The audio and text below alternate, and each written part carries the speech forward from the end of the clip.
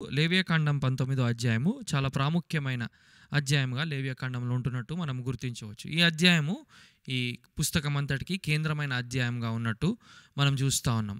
ఈ పుస్తకం యొక్క అంశము కూడా 19వ అధ్యాయంలో వివరించబడినట్టు మనం ప్రత్యేకంగా చూస్తూ ఉన్నాం. అదేవిధంగా పేతురు భక్తుడు కూడా మొదటి పేతురులో ప్రత్యేకంగా ఇక్కడ రాయబడిన ఆజ్ఞనే మళ్ళీ తిరిగి ఆయన చెప్తున్నట్టు కూడా మనము చూస్తూ ఉంటాం. ఈ 19వ అధ్యాయంలో చాలా విషయాలు మనము నేర్చుకునవచ్చు. అయితే ఈ దినాన్న మన ధ్యానానికి ఈ విధమైన అంశం మనం ఇవ్వచ్చు. ఆ అంశం ఏమైనదంటే holiness on a working day.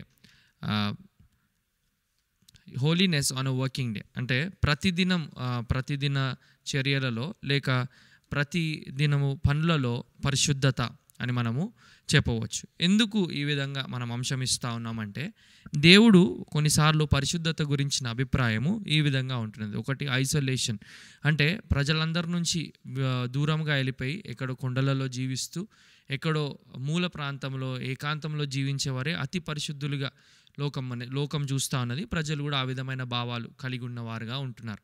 అయితే బైబిల్ గ్రంథం అటువంటి అభిప్రాయాన్ని ముందు పెట్టట్లేదు. రెండో విధమైన వైఖరి మనం చూసుకున్నట్లయితే పరిశుద్ధత అంటే సెల్ఫ్ అవేర్నెస్, అంటే మనమే పరిశుద్ధులమని తెలుసుకోవడమే నిజమైన పరిశుద్ధత అని అనుకునే భావాలు ఎన్నైనా ఉన్నాయి. జీవితంలో చివరి ముగింపు ఏంటంటే మనమే దైవం అని తెలుసుకోవడం అని కూడా బోధలు మనం వింపజేస్తాను. అయితే 19వ అధ్యాయంలో మాత్రము ప్రత్యేకంగా మనం చూసుకున్నట్లయితే ఈ పరిశుద్ధత ఏ విధంగా ఉన్నది, ఈ పరిశుద్ధత యొక్క మూలం, ఈ పరిశుద్ధత ఏ విధంగా ప్రతిదిన జీవితంలో కనుపరచవలసిన అవసరం ఉన్నది ఇక్కడ దేవుడు చాలా ఖచ్చితంగా మాట్లాడుతున్నట్టు చూస్తా ఉన్నాం. ఒక పాస్టర్ గారు ఒకనాడు ఆయన ఆఫీస్లో కూర్చొని ఆయన ప్రత్యేకంగా ఆయన బైబిల్ ధ్యానిద్దామని చూస్తూ ఉన్నాడు అన్నమాట. బైబిల్లో కొన్ని విషయాలు తెలుసుకుందామని చూస్తున్నప్పుడు అప్పుడే ఆయన సిస్టంలో ఒక నోటిఫికేషన్ లాగా వచ్చి ఒక ఈమెయిల్ వచ్చిందంట. ఈమెయిల్ వచ్చి ఎంతో ఆ పాస్టర్ని దూషించే మాటలు, ఎంతో ఆ పాస్టర్ని భయంకరంగా ఇబ్బంది పెట్టే ఈమెయిల్గా అది ఉన్నప్పుడు ఆయన హృదయము ఒక్క నిమిషంలో ఎంతో కోపంతో నింపబడి, ఎంతో ద్వేషముతో నింపబడి వెంటనే ఆయన ఏదో విధంగా స్పందించి పగ తీర్చుకోవాలన్నట్టు ఆయన హృదయంలో కలిగిందంట. మళ్ళీ తిరిగి ఒక్కటేసారి మళ్ళీ ఆయన ముందుంచబడిన బైబిల్కి, మళ్ళీ ఆయన ముందుంచబడిన ఏ విధమైన దేవుని ధ్యానంలో ఆయన కూర్చున్న ఆలోచన చేసుకునేసరికి ఆయనకు జ్ఞాపకం వచ్చిందంట. అయ్యో, మానవుని హృదయం ఎటువంటిది, ఒక్క క్షణంలోనే మనము ఈ దేవుని వాక్యం నుంచి కళ్ళు అటువైపుగా తిప్పినప్పుడు మన నిజమైన స్వభావం అనేది బయటపడతా ఉన్నది అని పశ్చాత్తాపడి అప్పుడు ఆయన ఏమంటాడంటే ప్రతిదిన అనుభవంలో, ప్రతిదిన పరిస్థితులలో, ప్రతిదినము యొక్క పరిస్థితులలో దేవుడిని జ్ఞాపకం చేసుకోవడం, అదేవిధంగా ఈ దేవుడిచ్చిన పరిశుద్ధతను మనము కనుపరచడం ఎంతకైనా అవసరం అని అంటా ఉంటాడు. ఇది ఎంతకైనా వాస్తవమే. అందుకని ఇది నా అంశం మరొకసారి చెప్తా ఉన్నాను. Holiness on working day. మనము ప్రతిదిన అనుభవంలో పరిశుద్ధత అని కూడా మనము అనుకోవచ్చు. ఎందుకు ఇది అంటే చాలాసార్లు మనం పరిశుద్ధతను ఒక రోజుకు లిమిట్ చేస్తూ ఉంటాం. ప్రత్యేకంగా క్రైస్తవులం అయితే ఆదివారం పరిశుద్ధులుగా కనిపించి మళ్ళీ మంగళవారం మండే టు సాటర్డే మళ్ళీ తిరిగి పరిశుద్ధత అనే అంశమే మన కళ్ళు ముందు ఉన్నట్టు మనం చూస్తూ ఉన్నాం. లేక రోజులో ఒక సమయం దేవునితో గడిపిన సమయం పరిశుద్ధులుగా ఉండి మిగతా సమయం అంతా ఈ దేవుని పరిశుద్ధత మనము ఎరగని బిడ్డలుగా జీవించే ప్రమాదం ఇంతకైనా ఉన్నది. సో ఇటువంటి పరిస్థితులలో మనం ఏ విధంగా పరిశుద్ధులంగా జీవించాలి? 19వ అధ్యాయము 1వ వచనంలో చెప్తున్నాడు, 2వ వచనంలో చెప్తున్నట్టు నేను పరిశుద్ధులుగా ఉన్న నిమిత్తము, లేకపోతే నేను పరిశుద్ధులుగా ఉన్నాను కనుక మీరును పరిశుద్ధులై ఉండుడి అని చెప్పే మాట మనం ఏ విధంగా జీవితంలో మనం అన్వయించుకోవాలి, మనం ఏ విధంగా ఈ పరిశుద్ధతలో మనం ఎదగాలి అని ఒక ప్రశ్న మనం వేసుకోవాల్సిన అవసరము ఎంతకైనా ఉన్నది. అయితే 19వ అధ్యాయంలో రాయబడిన పరిశుద్ధతను ఈ దినాన్న వ్యక్తిగత అనుభవంలో, ప్రతిదిన అనుభవంలో మనము పరిశుద్ధులుగా ఏ విధంగా జీవించాలంటే 19వ అధ్యాయం అంతా చదువుకున్నప్పుడు మనకు చాలా విషయాలు ఇక్కడ అర్థమవుతాయి. అయితే ఈ 19వ అధ్యాయం యొక్క సారాంశము మనం చూసుకున్నట్లయితే ఈ ఆజ్ఞలు పాటించడం బట్టి ఒక వ్యక్తి పరిశుద్ధుడు కానేరడు. అదే గలతీలకు రాసిన పత్రిక, రోమీలకు రాసిన పత్రిక ఇంకా స్పష్టపరుస్తున్నట్టు మనం గమనించవచ్చు. ఏంటంటే ఈ ఆజ్ఞలు పాటించడం బట్టి ఒక వ్యక్తి పరిశుద్ధుడు కాడు. కానీ దేవుడు తన్ను పరిశుద్ధపరుస్తాడు కనుక ఒక వ్యక్తి పరిశుద్ధుడు అవుతాడు. సో ఈ మాట గుర్తుపెట్టుకోవాలి. ఈ దినాన ఈ పరిశుద్ధతకు ఒక నిర్వచనం మనం ఇవ్వాలి అంటే, హోలీనెస్ ఆన్ వర్కింగ్ డే, ప్రతిదిన అనుభవంలో పరిశుద్ధత అనే దానికి ఒక నిర్వచనం మనం ఇవ్వాలంటే ఈ విధంగా ఇవ్వచ్చు. Holiness is created by God in our hearts and displayed in our lifes అని అనవచ్చు. అంటే పరిశుద్ధత అనేది దేవుడు మన హృదయంలో సృజిస్తూ ఉన్నాడు. అంటే దేవుడు మన పరిశుద్ధతను మన హృదయంలో నియమిస్తూ ఉన్నాడు. అది మన క్రియల ద్వారా లోకానికి ప్రత్యక్షపరుస్తున్నాము అనే మాటను మనం గమనించవచ్చు. సో మొదటిగా చూసుకున్నట్లయితే పరిశుద్ధులుగా ఉండాలి అంటే ఈ మానవుడు పుట్టుకతో పరిశుద్ధతను కలిగిన వాడు కాదు. ఈ లోకం చెప్తున్నట్టు man by birth is a good man, ఆయన మంచివాడు అని లోకం వివరిస్తున్నట్టు కాదు. పరిశుద్ధత is not innate in a human being. పరిశుద్ధత అనేది మానవ హృదయం లోతులలో ఉన్నది కాదు. పరిశుద్ధత అనేది ఆయనకి పరిచయమైనది కూడా కాదు. పరిశుద్ధత అనేది అది ఆయనకి దూరముగా ఉన్నది. మానవుడు పుట్టుకతో పరిశుద్ధతకు దూరముగా జీవిస్తూ ఉన్నాడు. ఆజ్ఞలు పాటించి నేను పరిశుద్ధుడిని అవ్వాలని ప్రయత్నిస్తున్నాడు. కానీ దేవుడు చెప్పినట్టుగా నేను పరిశుద్ధుడిని అయినట్టుగా నీవు పరిశుద్ధులై ఉండాలంటే ఇది మానవునితో అసాధ్యమని బైబిల్ యొక్క సారాంశం మనం చూస్తూ ఉన్నాం. సో ఇక్కడ మనం చూసుకోవాలంటే ఈ పరిశుద్ధత కేవలం యేసుక్రీస్తు ప్రభు ద్వారా అనుగ్రహింపబడతా ఉన్నది. ఆయన కృప ద్వారా మనం స్వాస్థ్యము పరిశుద్ధతను చేసుకొనవచ్చు. ఇది కేవలం మన హృదయంలో ఏ విధంగా సృష్టింపబడుతుందంటే it is only possible through the Lord Jesus Christ. యేసుక్రీస్తు ప్రభు ద్వారా మాత్రమే ఆయన పరిశుద్ధపరుస్తున్నట్టుగా మనం చూస్తూ ఉన్నాం. సో మన వ్యక్తిగత స్థితి ఎప్పుడు మార్చబడుతుందంటే ఎప్పుడైతే యేసుక్రీస్తు ప్రభు వారి సిలువలో మనం విశ్వాసం ఉంచి ఆయన చిందించిన రక్తము మన పాపాలని కడుగుతుందని విశ్వాసం ఉంచి మన పాపాల నుంచి తిరిగి ఆయన యందు విశ్వాసం ఉంచినప్పుడు మనము పరిశుద్ధులుగా తీర్చిదిద్దబడతాము అని గమనిస్తూ ఉన్నాం. సో ఇప్పుడు ఒకసారి తీర్చబడిన తర్వాత నేను ఇందాక చెప్పాను holidays in our everyday life, ప్రతిదిన అనుభవంలో పరిశుద్ధత. మరి ఏ విధంగా మనం పరిశుద్ధులుగా ఉండొచ్చు, ఏ విధంగా పరిశుద్ధులుగా కొనసాగవచ్చు? ఓకే, దేవుని ద్వారా సృజింపబడింది హృదయంలో. ఇప్పుడు క్రియల ద్వారా ఏ విధంగా ప్రత్యక్షపరచవచ్చు? How can we display it in our lifes? మన జీవితాలలో ఎలా ప్రత్యక్షపరచవచ్చు పరిశుద్ధత అంటే 19వ అధ్యాయము అనేకమైన మాటలను ఇక్కడ సెలవిస్తున్నట్టు చూడవచ్చు. అయితే 4 విషయాలలో 4 కోణాలలో ఈ అధ్యాయాన్ని మనం ఆలోచించుకోబోతున్నాం. పనిచేసే లేక ప్రతిదిన అనుభవంలో పరిశుద్ధత అంటే ఏ విధాలలో అంటే దేనికి సంబంధించినది అని చూసుకున్నట్లయితే ఈ విధంగా మనం మొదటిగా చూడవచ్చు. నేను ఇందాక చెప్పినట్టుగా మొదటిది పరిశుద్ధత అనేది క్రియలు పాటించడం బట్టి కాదు.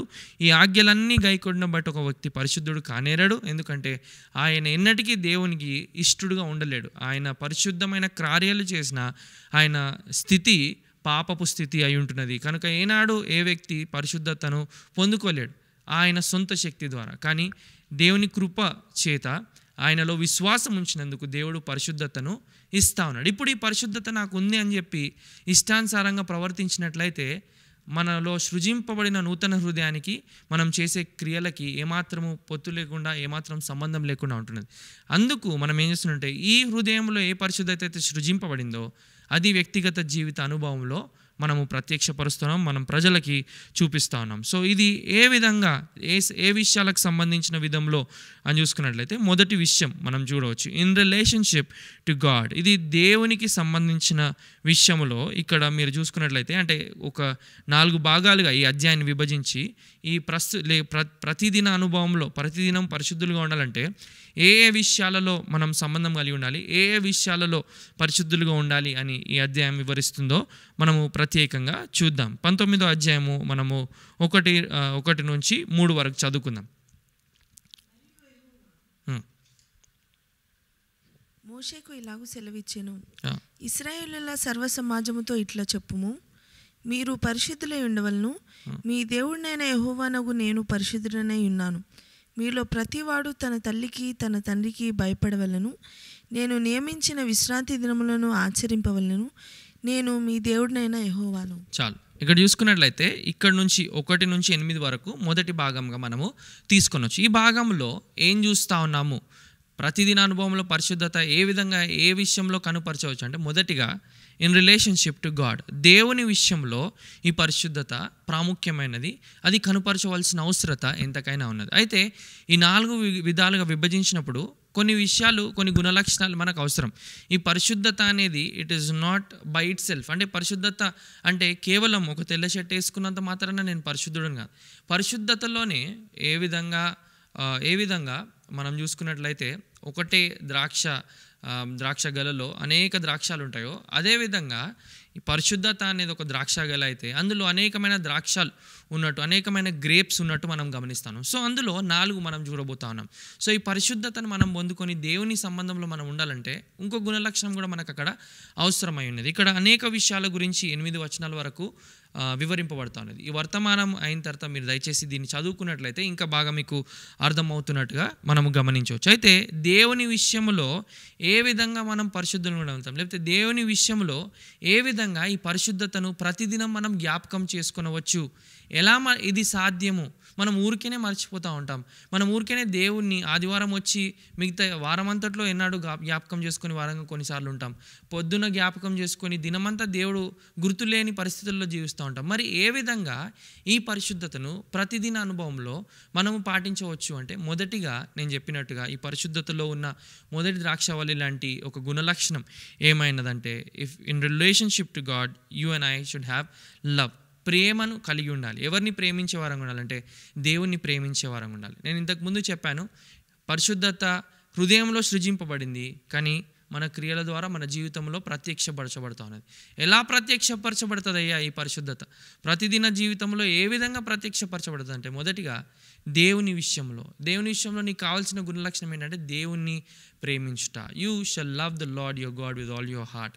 దేవుని అయిన యెహోవాను నువ్వు ప్రేమించినప్పుడే నువ్వు ఆయన విషయంలో పరిశుద్ధంగా ఉండడానికి నియమించుకోగలుగుతావు. నువ్వు ఆయన విషయంలో పరిశుద్ధుడిగా ఉంచడానికి నిర్ణయము చేసుకోగలుగుతావు. సో ఇది నాన్న మొదటిగా కావాల్సిన గుణలక్షణం. దేవుని విషయంలో 1 నుంచి 8 వచనాల వరకు దేవుని విషయంలో ఈ విషయాలు పాటించాలంటే మనకు కావాల్సినది ఏమైనా ఉన్నదా అంటే, ఇది మనం చూసుకుంటా ఉన్నాం, ప్రేమ కావాలి. ఎవరిని ప్రేమించాలి? దేవుని ప్రేమించు వారమైతే ఈ విషయాల్లో పరిశుద్ధులుగా మనము ఉండగలుగుతాం. సో ఏ విధంగా ఏ విషయాలు ఇక్కడ మాట్లాడుతున్నారు 1 నుంచి 8 దాకా చూసుకున్నట్లయితే కొన్ని విషయాలు ఇక్కడ ప్రారంభము 3వ వచనంలో నీ తల్లిని తండ్రిని నువ్వు సన్మానించాలి, నీ తల్లిని తండ్రిని నువ్వు గౌరవించాలి అని ఇక్కడ ప్రారంభించబడుతున్నట్టు చూస్తూ ఉన్నాం. ఇక్కడ చాలా ప్రత్యేకంగా ఇవి దేవుని గురించిన విషయాలు అయి ఉన్నాయి.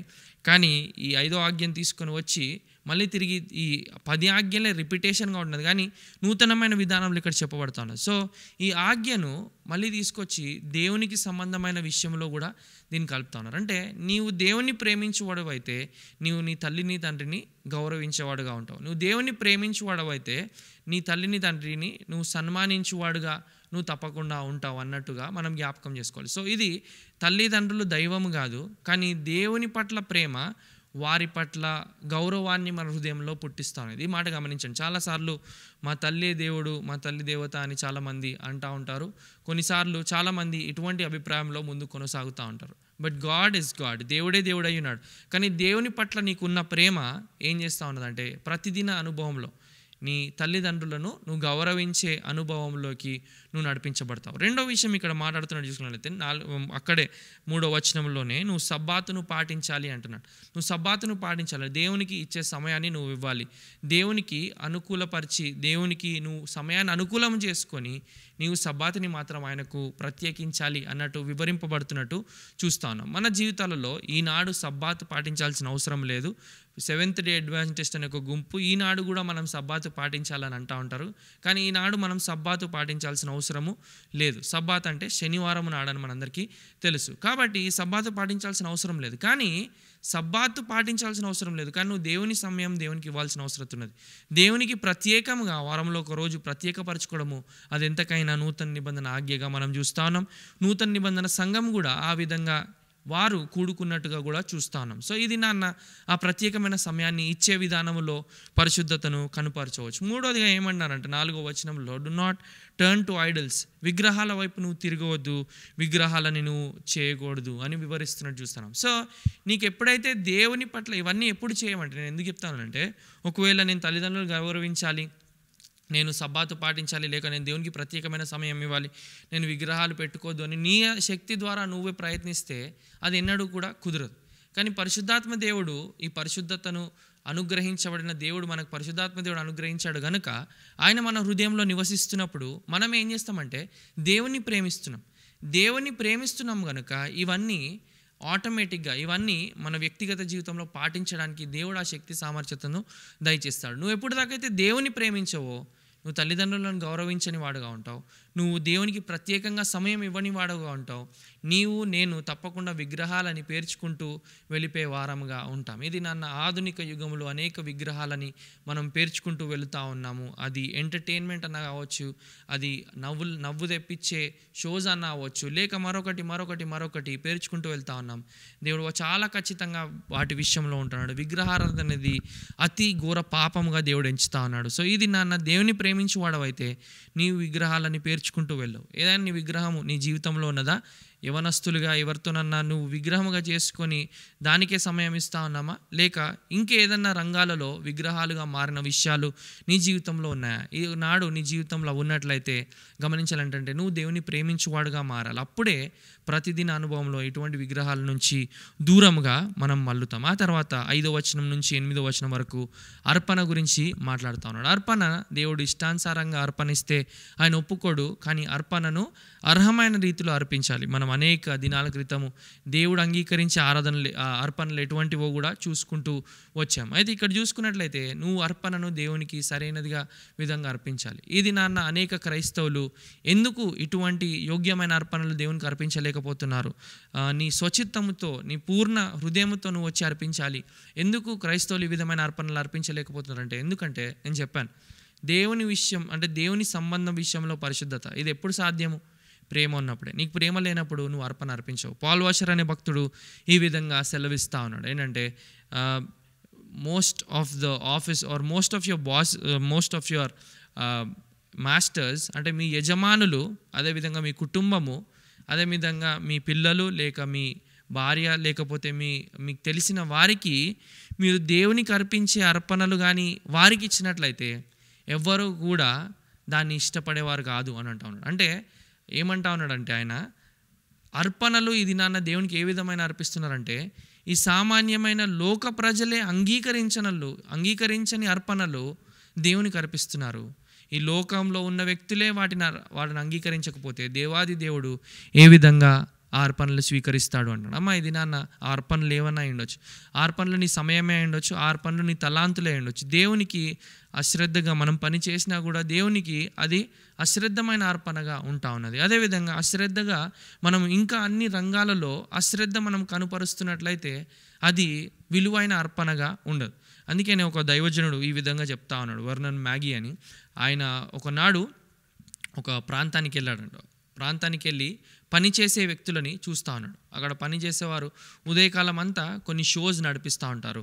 రాత్రికాల సమయంలో ఏవైతే రికార్డ్ చేస్తూ ఉంటారో వాటిని రికార్డ్ చేసేవారుగా ఉంటారు. సో ఆయన వెళ్ళి అక్కడ చూసినప్పుడు వారు అతి ఎక్కువ ఆసక్తితో వారికి ఉన్న తలాంతునంతా ఉపయోగించి they were trying to give their best. వారు సంపూర్ణమైన హృదయంతో అది యోగ్యమైనది ఆ షోకి ఇవ్వాలని ప్రయత్నం చేస్తూ ఉన్నారు. అక్కడ అలాంటి ప్రయత్నం చేస్తున్నప్పుడు ఆయన ఏమంటా ఉన్నాడంటే they are doing it for a wrong motive. వారు డబ్బు ఆశ కొరకు లేక మరొక ఆశ కొరకు వారి పూర్ణ బలాన్ని శక్తిని వాడి వారి అర్పణలు స్క్రిప్ట్ రాసేవాళ్ళు రాస్తూ ఉన్నారు, పని చేసేవారు చేస్తూ ఉన్నారు, అన్నీ చేసేది వారు బెస్ట్ వారు ఇస్తూ ఉన్నారు. కానీ దేవుని సన్నిధికి వచ్చి చూసినప్పుడు ప్రజలు దేవునికి అతి అల్పమైన అర్పణలు అర్పిస్తూ ఉన్నారు. ఎందుకంటే కారణము దేవుని ప్రేమ అంటే దేవుని కొరకు ప్రేమ మన హృదయంలో విస్తరించటలేదు అని అర్థం. సో ఇక్కడ మొదటిగా చూసుకున్నట్లయితే ఎప్పుడు నువ్వు యోగ్యమైన అర్పణలు అర్పిస్తావు? అమ్మా ఇది నాన్న అసలు అర్పణ అర్పిస్తున్నావా? నీ సమయంలో అన్నా, నీ చేతులతో అన్నా, నీ సమస్తములో దేవునికి ఏదైనా నీ అర్పణ ఉందా? అసలు అర్పణే అర్పించని వారంగా ఉంటే నిజముగా దేవుడు మన హృదయంలో పరిశుద్ధతను సృజించినట్టు కాదు, ఇంకా అపరిశుద్ధతలో మనం పట్టబడి ఉన్నాం. లేదండి పరిశుద్ధులుగా దేవుడు చేసి ఉన్నాడంటే మరి దేవుని నిమిత్తము అర్పణ ఏమని తీసుకురావడానికి నీకు ఇష్టం ఉన్నదా? లేదండి అంటే నీకు ఎందుకు అటువంటి ఆశ పుట్టట్లేదంటే you don't have love towards God. దేవుని పట్ల నీకు ప్రేమ లేదు. కాబట్టి ఇవన్నీ మనం పాటించాలంటే it is only possible when you have love towards God. దేవుని విషయంలో సంబంధమైన రీతిలో ఇన్ రిలేషన్షిప్ టు గాడ్, ఈ దేవుని విషయమైన రీతిలో దేవునికి సంబంధమైన విషయాలు ఏ విధంగా నేను పాటించాలి, ఎలా పాటించాలి ఎలా ప్రతిదిన అనుభవంలో ఈ పరిశుద్ధతను కనపరచాలంటే it is only possible when you love God. దేవుని ప్రేమించినప్పుడు మాత్రమే అది సాధ్యమవుతా ఉన్నది. దేవుని ప్రేమిస్తున్నావా ప్రియ స్నేహితుడా, ప్రియ సంగమా? దేవుని ప్రేమిస్తున్నావా? ప్రేమిస్తే ఆన్ యువర్ పేరెంట్స్, సబాతును దేవుని సమయం దేవునికి విగ్రహాలు తట్టు తిరగకు, అర్పణలు యోగ్యమైనవి అర్పించు. రెండోదిగా in relationship to the poor, పేదవారి పట్ల చూపించే అనుభవం, లేక పేదవారి విషయంలో నువ్వు ఎటువంటి పరిశుద్ధతను కనపరచగలుగుతావు. Holiness on a working day, ప్రతిదిన అనుభవంలో అనేక పేదవారు, అనేక మంది ఆకలిగా ఉన్నవారు నువ్వు చూస్తావు. సో వారి విషయంలో దేవుడు ఎంత శ్రద్ధ కలిగి ఉన్నాడంటే, అందుకే ఆయన అన్నాడు మొదటిగా, నేను పరిశుద్ధుడినై ఉన్న ప్రకారము నీవును పరిశుద్ధుడు అయ్యుండుము అని ఆయన వివరిస్తా ఉన్నాడు. సో ఆయన పేదవారి పట్ల ఎంత శ్రద్ధ కలిగి ఉన్నాడో వివరిస్తా ఉన్నాడు. సో రెండోది, పేదవారి విషయంలో ఎటువంటి సంబంధం కలిగి ఉండాలి, ఎలా సంబంధం కలిగి ఉంటామంటే 9-10 వచనాలు వివరిస్తాను. చదువుకుందాం. 9-10. మీరు మీ భూమి పంటను కోయినప్పుడు మీ పొలం యొక్క ఓరలను పూర్తిగా కోయకూడదు, నీ కోతలో పరిగెను ఏరుకొనకూడదు, నీ ఫలవృక్షముల తోట పరిగెను కూర్చుకొనకూడదు, నీ ఫలవృక్షముల తోటలో రాలిన పండ్లను ఏరుకొనకూడదు, బీదలకును పరదేశులకును వాటిని విడిచిపెట్టవలెను. చాలా ఖచ్చితంగా దేవుడు ఆయన వాక్యంలో బీదలను అదేవిధంగా పరదేశులను ఆయన కనికరిస్తున్నాడు. అదేవిధంగా రూతు కూడా అదే విధమైన పరిగెను ఏరుకోవడానికి వెళ్ళి ఆమె బోయజ్ను కనుగొన్నట్టు చూస్తూ ఉన్నాం. సో వీరు ఇక్కడ చూసుకున్నట్లయితే దేవుడు ఎంత శ్రద్ధ కలిగి ఉన్నాడంటే పరిశుద్ధంగా ఉండాలి అని మొదటిగా చెప్పాడు. ఏ విధంగా పరిశుద్ధంగా ఉండాలో కింద వచనాల్లో చెప్తా ఉన్నాడు. సో నువ్వు పరిశుద్ధంగా ఉండాలంటే నీకు పేదల పట్ల, అదేవిధంగా ఆకలి కొని వారి పట్ల నీకు కనికరములు అని లేనట్లయితే నీవు ఈ పరిశుద్ధతను కనుపరచలేవు. So in relationship to the poor, ఈ పేదవారి విషయంలో మనం కలిగి ఉండాల్సిన గుణలక్షణం ఏంటి? నేను ఇందాక చెప్పాను, ద్రాక్ష గెల అంతా అది పరిశుద్ధత అయితే చిన్న చిన్న ద్రాక్షాలు అందులో ఏంటంటే మొదటిది ప్రేమ అని చెప్పాను. రెండోది పేదవారి విషయంలో ఏ విధంగా ప్రవర్తించాలంటే రెండోది ఏంటంటే ఇట్స్ కంపాషన్, కనికరము. ఎప్పుడైతే నువ్వు పరిశుద్ధునిగా దేవుడు నీ హృదయంలో సృజిస్తాడో, నీ హృదయంలో నీ క్రియలలో నీకు కనికరం అనేది ఉంటుంది. ఈ లోకములో ఉన్న వ్యక్తులు కనికరము చూపించరు, కనికరము చూపించే వారిని కూడా దూషించేవారు ఉన్నారు. ఈ లోకంలో ఉన్నవారు కఠినులుగా ఉంటున్నారు. కానీ దేవుని హృదయం కలిగిన నీవు నేను మనం ఏ విధంగా ఈ పరిశుద్ధతను ప్రతిదిన అనుభవంలో కనపరచగలుగుతామంటే only when you have compassion my friend. నీ హృదయంలో కనికరం ఉన్నప్పుడే నువ్వు పేదవారి పట్ల, ఆకలి కొనిన వారి పట్ల కనికరం అనేది కలుగుతున్నది. ఇది దేవుని ద్వారా మాత్రమే సాధ్యము. మానవుడు స్వార్థపరుడు, మానవుడు స్వార్థాన్ని ప్రేమించుకునేవాడు, మానవుడు ఎన్నడూ కూడా మానవుడిది ముందుకు సామాన్యంగా వెళ్ళదు.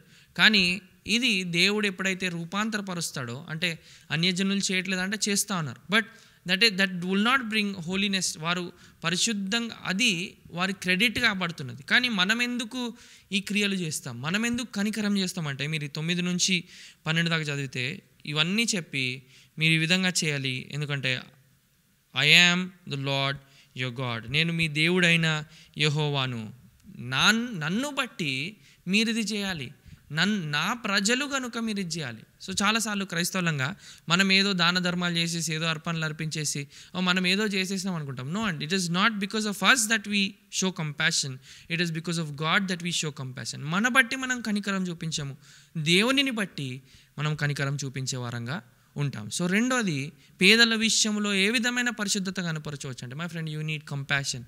నా జీవితంలో కనికరం అవసరం ఉన్నదా? కనికరము, ఆకలి కొనిన వారి పట్ల, పేదవారి పట్ల కనికరం ఉన్నదా? ఇక్కడ చూసుకున్నట్లయితే పేదవారు పని చేస్తూ ఉన్నారు, వారు వచ్చి ఏదైనా దొరుకుతుందా అని చూస్తూ ఉన్నారు. అటువంటి వారు చాలా కనిపిస్తూ ఉంటారు. అటువంటి వారు మీరు ఎక్కడన్నా వెతికి చూడవచ్చు. పేదవారు అంటే ఎప్పుడు మనం అనుకుంటాము ఎవరు ఏ డబ్బు లేనివారు లేక రోడ్డు మీద అరిగేవారే పేదవాళ్ళు అని అనుకుంటా ఉంటాం. నో, ఈ దినాన్న పేదరికానికి నిర్వచనం అనేది మారిపోయింది. ఇది నాన్న అర్బన్ పావర్టీ అనేది పెరిగిపోయింది. అంటే పట్టణాలలో ఉంటూ పేదరికంలో జీవించేవారు అనేక మంది ఉన్నారు. వారికి గృహాలు ఉన్నాయి, వారికి అన్నీ ఉన్నాయి గృహంలో, అయినప్పటికీ కొన్నిసార్లు వారికి ఆహారం లేని పరిస్థితులు అనేక మందికి ఈనాటికి ఏర్పడతా ఉన్నాయి. ఇది వాస్తవం. మీరు న్యూస్లో కానీ చూసుకున్నట్లయితే ఈవెన్ టాప్ సిటీస్ ఎక్కడైతే ఎంఎన్సీ కంపెనీస్ ఉంటాయో వారు ఎంతో సంపాదిస్తున్నారు, కానీ వారు సంపాదన అంతా వెళ్ళిపోయి చివరికి ఆహారం తినడానికి కూడా వారు కష్టపడే బిడ్డలు ఉన్నారు. సో ఇది ఎప్పుడు నీ హృదయంలో వారి పట్ల భారం కలుగుతుందంటే తప్పకుండా నువ్వు ప్రార్థించి, ప్రభువా నేను కనికరం చూపించటకు నాకు అవకాశాలు దయచేయంటే దేవుడు ఎంతో విస్తారంగా మనకు అవకాశాలు చూపిస్తాడు. ఆ విధంగా మనము ప్రతిదిన అనుభవంలో అందుకని చెప్పాను, ఆదివారము కనికరం చూపించాలంటే నీకు ఎవరు కనిపించకపోవచ్చు. నువ్వు ప్రతిదినము నువ్వు ఆఫీస్కి వెళ్ళేటప్పుడు, నీ పనుకు వెళ్ళేటప్పుడు, నీ పని నువ్వు చేసుకునేటప్పుడు, this is where you display holiness of God. ఇక్కడే దేవుని పరిశుద్ధతను కనుపరుస్తాం. ఎలా? కనికరము ద్వారా. అది పేదల విషయంలో. మూడవదిగా చూసుకున్నట్లయితే 9 నుంచి మనం లేక 11 నుంచి మనం చూస్తూ ఉన్నాం. ఒకసారి 11 ఒకటి చదువుకుందాం, 11, 12 చదువుకుందాం. 11 నుంచి 18 వరకు ఈ మూడో భాగం ఉన్నది. అయితే 11, 12 చదువుకుందాం. నేను మీ దేవుడినైన యెహోవాను, మీరు దొంగలింపకూడదు, బొంకకూడదు, ఒకనితో ఒకడు అబద్ధం ఆడకూడదు, నా నామమును బట్టి అబద్ధ ప్రమాణము చేయకూడదు, నీ దేవుని నామమును అపవిత్రపరచకూడదు, నేను యెహోవాను. చాలు. ఇక్కడ 11 నుంచి నేను చెప్పాను 18 వరకు ఎవరికి సంబంధించిన విషయంలో పరిశుద్ధత కనపరచవచ్చు అంటే in relation to your neighbour. నీ పొరుగువాని విషయంలో నీవు ఈ పరిశుద్ధతను కనపరచవచ్చు. నీ పొరుగువాని విషయంలో నీవు ఈ పరిశుద్ధతను కనపరచవచ్చు. ఇందులో చాలా విషయాలు ఉన్నాయండి. మీరు దయచేసి అధ్యాయం చదవండి. 13 నుంచి మీరు 13 నుంచి అదేవిధంగా 18 వరకు మీరు విషయాలు చదివితే చాలా విషయాలు మీరు కనుగొనవచ్చు. ఏమేమి మనము చేయకూడదు, ఏమేమి పొరుగు అనే విషయంలో మనం చేయకూడదు. ఇక్కడ మీరు చూసుకున్నట్లయితే మీరు మోసం చేయకూడదు, మీరు దొంగలించకూడదు, అదేవిధంగా మీరు అబద్ధం ఆడకూడదు, అదేవిధంగా మీరు ఫాల్స్లీ అంటే మీరు తప్పుగా ప్రవర్తించకూడదు. మీరు ఒకవేళ ఏదైనా ఇది మళ్ళీ ఇక్కడ ఒకవేళ ఏదైనా మీరు నా నామంలో మీరు ఏదైనా చేస్తా అంటే అది మీరు చేయాలి అని అంటా ఉన్నారు. అదేవిధంగా నీవు ఒకవేళ ఎవరినైనా నువ్వు ప్రతిదినం ఒక పని కొరకు నువ్వు ఆ వ్యక్తిని పిలుచుకున్నావు, ఆ వ్యక్తిని పిలుచుకున్న తర్వాత ఆ వ్యక్తి యొక్క పని చేశాడు, రోజంతా పని చేసిన తర్వాత డబ్బులు ఇవ్వకుండా పంపించేయకు అని ఏమన్నాడంటే ఆ ధనాన్ని నీ దగ్గర పెట్టుకోకు. అంటే ఇక్కడ ఉద్దేశం ఏంటంటే రేపిస్తా అని ఆ పనివాడిని నువ్వు ఇబ్బంది పెట్టకు అని ఇక్కడ చాలా ఖచ్చితంగా చెప్తున్నాడు. ఇది పరిశుద్ధత అండి, ఇది పరిశుద్ధత. క్రైస్తవులంగా చాలామంది యజమానులు ఉన్నారు, కొన్నిసార్లు కఠినంగా ఉంటారు. కఠినంగా ఉండి అతి కఠినంగా కొన్నిసార్లు ఈ విధంగా ఉంటారంటే కొన్నిసార్లు క్రైస్తవులు ఉన్న చాలామంది వ్యక్తులు పని చేయించుకొని కూడా డబ్బు ఇవ్వకుండా పంపించేసిన వారు చాలామంది ఉన్నారు. అంటే ఎవరైతే కష్టపడి పని చేశారో వాళ్ళు. సో అలా మనం ఉండకుండా మీరు ఇవన్నీ విషయాల్లో జాగ్రత్త పడాలి అని అంటా ఉన్నాడు. అదేవిధంగా ఇక్కడ ఇంకా ఏమని వివరిస్తూ ఉన్నారంటే నీవు ఒక వ్యక్తికి చెవుడు, ఒక వ్యక్తికి వినబడదు అని చెప్పి నువ్వు వాడిని దూషించకూడదు, వాడికి చెడు మాటలు నువ్వు పలకకూడదు, వాడిని శపించకూడదు. చూసారండి ఎంత ప్రత్యేకమైన మాట. మీరు స్కూల్స్ కానీ కాలేజెస్లో కానీ మీరు వెళ్తే ఎవరైనా డిసెబిలిటీ నిజంగా వినిపించకపోతే ఆ వ్యక్తిని చాలామంది దూషిస్తూ ఉంటారు. కానీ దేవుడు ఎంతగా కీన్గా ఉన్నాడంటే ఓ వ్యక్తికి చెవులు వినిపించకపోతే ఆ వ్యక్తిని నువ్వు దూషించకూడదు. ఇంకేమంటున్నాడు, ఒక వ్యక్తికి కళ్ళు కనిపించకపోతే నీవు ఏది కూడా ఆ వ్యక్తికి అడ్డులాగా పెట్టి ఆ వ్యక్తిని కింద పడేది. ఈ లోకం మనం ఇదే లోకంలో జీవిస్తున్నాం.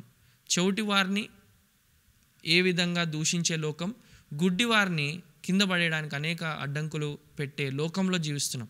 కానీ నేను పరిశుద్ధత కనపరచాలంటే ఆ విషయంలో జాగ్రత్తగా ఉండాలి. నువ్వు అన్యాయము చేయకూడదు. అదేవిధంగా నువ్వు డు నాట్ బి పార్షియల్, నువ్వు పక్షపాతము చూపించకూడదు అని అంటా ఉన్నట్టు చూస్తూ ఉన్నాం. అంటే ఇది అన్ని నేబర్ పొరుగు అనే విషయంలో నీవు కథల్లాగా నువ్వు టేల్ బేరర్గా అంటే స్లాండర్, నువ్వు వాడి వెనకాల బింకములు చెప్పుచు నువ్వు నీ పొరుగు వాని గురించి సాడీలు చెప్పేవాడుగా నువ్వు ఉండకూడదు అని ఇక్కడ వివరిస్తున్నట్టు చూస్తూ ఉన్నాం. అదేవిధంగా పొరుగువాని విషయంలో నీ సహోదరుడు కూడా వస్తున్నాడు. పొరుగువాడు అంటే కేవలం నేబర్సే కాదు, సహోదరుడు. నీ పక్కన ఎవరుంటే వారి విషయంలో నీ సహోదరుని చూసారంటే ఇంత ఇక్కడ 17వ వచనం చూసుకుంటే నీ సహోదరుని నీ హృదయంలో ద్వేషించకూడదు. You shall not hate your brother in your heart. ఇది ఎంత కీలకమైన వచనం. నూతన నిబంధన గ్రంథంలో మనం అనుకుంటాము దేవుడు నిజంగా హృదయంలో చేసే పాపము హృదయంలో చేయబడుతున్నది. పాత నిబంధన గ్రంథంలో అయితే ఉట్టి చేతుల ద్వారానే దేవుడు పాపాన్ని ఎంచాడు. లేదండి, పాత నిబంధనలో కూడా దేవుడు ఒకే దేవుడు అయినాడు కనుక హృదయంలో దాచబడి ఉన్న పాపాన్ని ఆయన ఖండించేవాడుగా ఉన్నాడు. సో ఇక్కడ ఏమన్నాడంటే నీ సహోదరుని నీ హృదయంలో ద్వేషించకూడదు. Do not hate your brother. అలా నువ్వు పరిశుద్ధతను కనపరచవచ్చు అని చాలా విషయాలు చెప్తా ఉన్నాడు. నువ్వు పగ తీర్చుకోవద్దు అని చెప్తూ నీ పొరుగువాని, నిన్ను వలే నీ పొరుగువాన్ని ప్రేమించుము అని చెప్తాను. సో ఇది నేను ఇందాక చెప్పినట్టుగా మొదటిగా దేవుని విషయంలో ఆ విషయాలన్నీ పాటించాలంటే దేని ద్వారా సాధ్యం? ప్రేమ ద్వారా సాధ్యం. అదేవిధంగా పేదవారి విషయంలో అవన్నీ పాటించాలంటే ఎలా సాధ్యం? కనికరం ద్వారా సాధ్యం. మూడోదిగా పొరుగువాని విషయంలో ఇవన్నీ పాటించాలంటే ఎలా సాధ్యం? ఇది అవ్వదు, మనతో ఇది సాధ్యం కాని, ఇది మనతో మన శక్తి చేత సాధ్యము కానిది. కానీ మీరు చూసుకున్నట్లయితే 14వ వచనం మీరు చివరి భాగం చదవండి ఒకసారి. ఇక్కడ ఏం గుణ లక్షణాలు కలిగి ఉండాలో చూస్తున్నాం. చెవిటివాణ్ణి తిట్టకూడదు, గుడ్డివాని ఎదుట అడ్డము వేయకూడదు, నీ దేవునికి భయపడవలను, నీ దేవునికి భయపడవలను, నేను యెహోవాను. మూడోది, పరిశుద్ధంగా ప్రతిదిన అనుభవంలో ప్రతిదిన పరిస్థితులలో నువ్వు పరిశుద్ధిగా ఉండాలంటే దేవుని విషయంలో నీకు ప్రేమ కావాలి, పేదవారి విషయంలో నీకు కనికరం కావాలి, నీ పొరుగువాని విషయంలో మనకేం కావాలి తెలుసా? మనకు కావాల్సింది దేవుని యందలి భయం, ఫియర్ ఆఫ్ ద లార్డ్. దేవుని యందలి భయం ఉంటేనే నీవు హాని చేయడానికి ముందుకెళ్ళవు.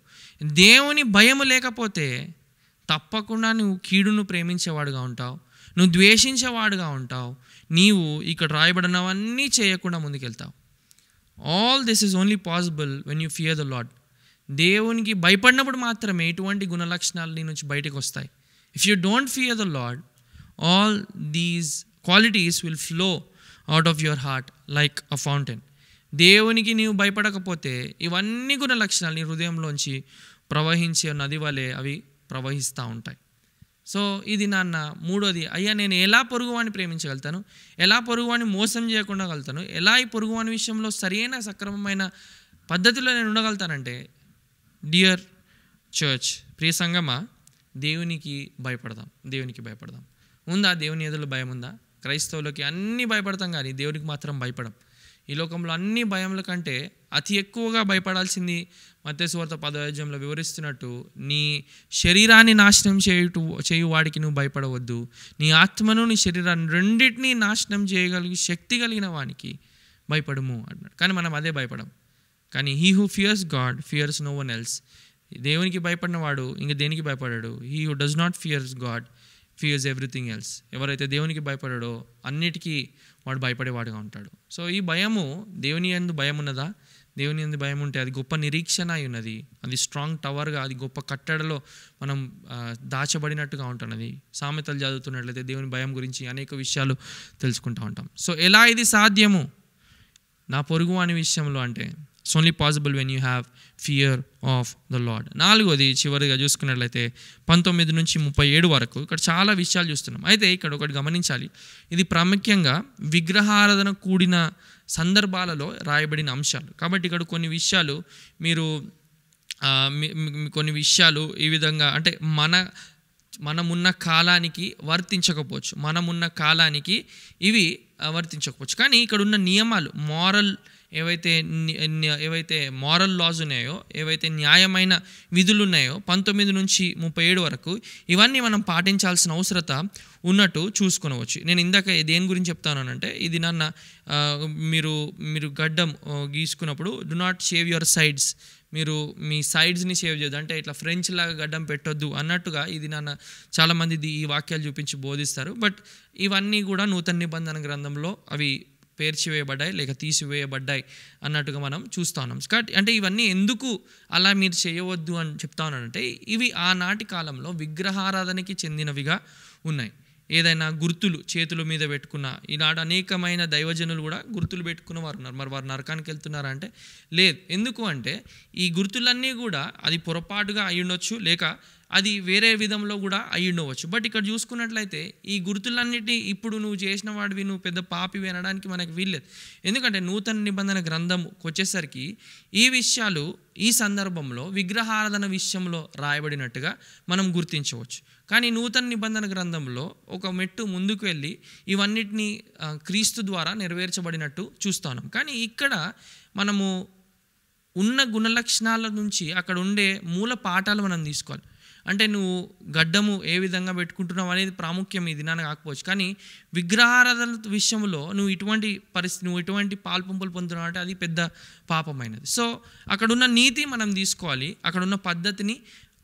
ఈ పద్ధతి ఇప్పటికిప్పుడు ఇక్కడ ఒక పద్ధతి ఉందండి. ఏంటంటే నీవు ఒక స్త్రీతో ఒక స్త్రీతో వెళ్ళి వ్యభిచరించకూడదు అని 20వ వచనంలో ఉంది. సో ఇప్పటికీ నువ్వు వ్యభిచరించకూడదు. సో ఇటువంటి నియమాలు తీసుకోవాలి. కానీ ఒకవేళ ఈ విగ్రహారాధనకి సంబంధించిన సందర్భపూర్వకమైన ఏవైనా ఉంటే అవి ఏ సందర్భంలో రాయబడ్డాయి, అవి ఎటువంటివిగా ఉన్నాయని ప్రశ్నించి మనము పాటించవచ్చు. సో ఇది ఒక క్లారిటీ మనము మెయింటైన్ చేయాల్సిన అవసరం ఉన్నది. ఎందుకంటే కొన్నిసార్లు ఈ విధంగా కూడా అడుగుతూ ఉంటారు కొంతమంది, లేవియాకాండంలో ఉన్నవన్నీ ఇప్పుడు మేము పాటించాలండి, లేవియాకాండంలో కొన్ని తినొద్దన్నారు, లేవియాకాండంలో కొన్ని విధాలుగానే బట్టలు వేసుకోవాలన్నారు, లేవియాకాండంలో పురుషులు బట్టలు వేసుకోవద్దు అంటే ఏ విధంగా వేసుకోవాలి, పురుషుల బట్టలు స్త్రీలు, స్త్రీల బట్టలు పురుషులు వేసుకోవద్దు అన్నారు. ఏ విధంగా అంటే అక్కడ వాడబడిన ఇల్లుస్ట్రేషన్ ఏంటంటే బట్టలు వేసుకోవడం అంటే ఈనాడు మనం తీసుకునేది ఏంటంటే ఆనాడు వారు వస్త్రాలు ఏ విధంగా ఉండేవంటే వారు ఇద్దరు కూడా గౌన్స్ లాంటివి వేసుకునేవారు, నైటీలు లాంటివి వేసుకునేవారు. కానీ ఈనాడు మన వస్త్రధారణ వేరే ఉన్నది. సో అక్కడ వాడబడిన ఉద్దేశం నుంచి మనం సారాంశం ఏం తీసుకుంటామంటే స్త్రీ పురుషుడిగా మారవద్దు, పురుషుడు స్త్రీగా మారవద్దు. దేవుడు స్త్రీని స్త్రీగా నియమిస్తే స్త్రీగా ఉండాలి, పురుషుడిగా నియమిస్తే పురుషుడిగా ఉండాలి. సో అలా ఈ వాక్యం అధ్యయనం చేసేటప్పుడు ఆ విధంగా తీసుకోవాలి. ఈనాడు లేకపోతే అవన్నీ తీసుకొని వచ్చి కొన్నిసార్లు పెట్టి మనము అవి నియమాలుగా చేసే ప్రమాదము ఏర్పడుతూ ఉన్నది. సో ఇక్కడ చూసుకున్నట్లయితే 4వది, in relationship to different life situations, జీవితంలో అనేక సందర్భాలలో మనం ఏ విధంగా ప్రవర్తించాలి, మనం ఎలా ప్రవర్తించాలి, మనం ఎలా ఈ పరిశుద్ధతను కనపరచాలి. ప్రతిదిన పరిస్థితులలో వ్యక్తిగతంగా ఒక్కొక్క పరిస్థితి అడ్డులాగా వస్తూ ఉన్నది. అటువంటి సమయాల్లో ఏ విధంగా మనం ప్రవర్తించాలి, ఏ విధంగా ఈ పరిశుద్ధతను కనుపరచవచ్చు అని చూసుకున్నట్లయితే ఇక్కడ మనం చూస్తున్నాం 19 అదేవిధంగా 37. మీరు నా కట్టడలను ఆచరింపవలను, నీ జంతువులను ఇతర జాతి జంతువులను కలియనీయకూడదు. మీరు నా కట్టడలను ఆచరింపవలను. 37 కూడా చదువుదాం. కాగా మీరు నా కట్టడలన్నిటినీ నా విధులన్నిటినీ అనుసరించి నడుచుకునేవాళ్ళను. నేను యెహోవాను. ఇక్కడ చూసుకున్నట్లయితే ఇక్కడ అనేకమైన పరిస్థితుల గురించి చెప్తా ఉన్నారు. అదొక విగ్రహారాధన అంటే మీరు మ్యాజిక్ విషయంలో ఏదైనా మంత్రాలు విషయంలో మీరు వెళ్ళకండి, అటువంటి విషయాల్లో ఆకర్షింపబడకండి, అటువంటి విషయాల్లో పాల్పంపులు పొందకండి. అదేవిధంగా విగ్రహారాధన విషయంలో, అదేవిధంగా ఎవరైనా పరదేశి మీ దగ్గరికి వచ్చి నివసిస్తే పరదేశిని మీరు కనికరించండి. ఇది ప్రతిదిన అనుభవంలో జరిగే పరిస్థితులను అక్కడ రాస్తాను, డిఫరెంట్ టాపిక్స్ మీద. ఎందుకంటే మీరు కూడా ఈ గుప్తుల్లో పరదేశులుగా ఉన్నారని గుర్తు చేస్తున్నాడు. అదేవిధంగా ఎవరైనా వృద్ధుడు మీ ముందు ఉంటే మీరు లేచి నిల్చోండి. Honour the elderly. ఎవరైనా వృద్ధులు మీ ముందు కనబడితే వారిని గౌరవించండి. మీరు అలానే యవనస్తులేయండి, అలా కూర్చొని ఉండకండి, పెద్దవారిని గౌరవించండి అని అక్కడ వివరిస్తున్నాడు. సో ఇవన్నిట్లో మనం ఎలా ఈ ఆజ్ఞలను పాటించగలుగుతాం, ఎలా ఈ ఆజ్ఞలన్నీ మన జీవితంలో నెరవేర్చగలుగుతాము అంటే 4వది మనకు కావాల్సిన గుణలక్షణం. అంటే ఇది ప్రతిదిన అనుభవంలో మనకు కావాల్సిన గుణలక్షణము. ప్రతిదిన పరిస్థితులలో ఈ పరిశుద్ధతను ఏ విధంగా కనపరుచుకోవాలంటే అక్కడ చెప్తున్నారు కదా మాట, నా ఆజ్ఞలను అనుసరింపవలను, నా ఆజ్ఞలను గైకొనవలను.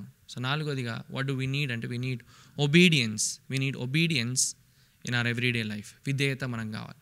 నేను ఇందాక చెప్పాను పరిశుద్ధత అనేది ఒక ద్రాక్ష గెల అయితే ఆ ద్రాక్ష గెలలో ఒక్కొక్క ద్రాక్ష మొదటిది ప్రేమ, రెండోది కనికరము, 3వది దేవుని అందరు భయభక్తులు, 4వది చూసుకున్నట్లయితే మనము దేవుని విషయంలో కలిగి ఉండాల్సిన 4వ గుణ లక్షణము అది అనేక విషయాలలో విధేయత అయి ఉంటున్నది అన్నట్టు మనము జ్ఞాపకం చేసుకునవచ్చు. సో ఇది మనము పరిశుద్ధులుగా ఉండాలి అని దేవుని వాక్యం పిలుపునిస్తూ ఉన్నది. సో ఎలా జీవించాలి అంటే దేవుని విషయంలో నువ్వు ప్రేమిస్తున్నావా ఆయనని, నీవు కనికరము పేదల విషయంలో చూపిస్తున్నావా, నీవు పొరుగువాని విషయంలో దేవుని యందు భయభక్తులు కలిగి ప్రవర్తిస్తున్నావా, అనుదిన జీవితంలో దేవుని వాక్యంలో ఉన్న కట్టడలను నువ్వు పాటించేవాడుగా ఉంటున్నావా. ఈ విధంగా మనము మన హృదయాన్ని నిర్ణయించుకున్నప్పుడు holiness on a working day, పరిశుద్ధత ప్రతిదిన పనులలో పరిశుద్ధత మనము కనుపరచగలుగుతాం. ఈనాడు ఈ పరిశుద్ధత ఎంతకైనా అవసరమైనది. అటువంటి పరిశుద్ధత మనం కనుపరిచినప్పుడు వేరే వారే మనకు సాక్ష్యం ఇస్తారు, ఈయన దేవుడు పరిశుద్ధుడు కనుక ఈయన కూడా పరిశుద్ధుడై ఉన్నాడు. అటువంటి జీవితాలు మీకు నాకు దేవుడు అనుగ్రహించును గాక. ప్రార్థన చేద్దాం. పరిశుద్ధ ప్రభువా దయగల తండ్రి, ఈ మాటలు శ్రేష్టమైన మాటలు. అనేక సార్లు ఈ ప్రతిదిన అనుభవంలో మేము పరిశుద్ధత కనుపరచలేము. అది ఒక మూలంకి ప్రభువా అదొక మూలలో ఉంటున్నట్టుగా అదేదో ఒక పరిస్థితికి మేము పరిమితం చేసినట్టుగా ఉంటున్నది. కానీ ఇది నాన్న మీ లేఖనాల ద్వారా స్పష్టంగా మాట్లాడి ఉన్నారు.